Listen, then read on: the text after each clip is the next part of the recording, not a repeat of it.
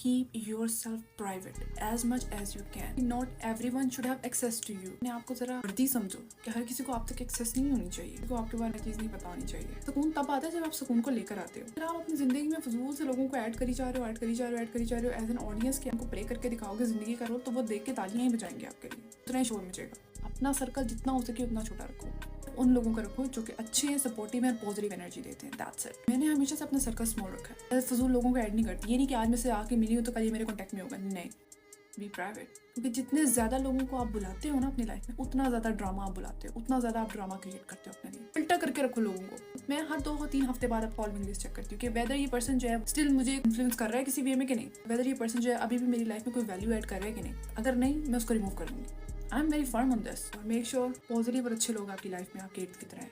That's when you grow. भी आप grow कर सकते हो। नेगेटिव कंपनी में रहते हुए आप ग्रो नहीं कर सकते। Company matters a lot.